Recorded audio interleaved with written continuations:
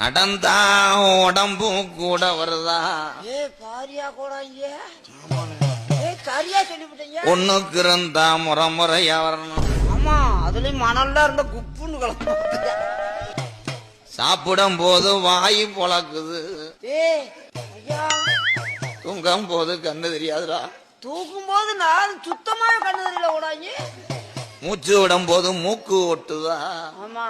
கருங்கடா கருங்கடா எத்தனை கருங்கடா கருப்பனுக்கு ஒச்சம் இல்லாத கருங்குட்டி. இதெல்லாம் கேப்ப எனக்கு தெரியும். ஒரு வாழைப்பழம் குறிவாக்க வந்தியல, 2 பேரும் குற்றாலம் டூர் வந்தியல. குறி சொல்லி நக்குன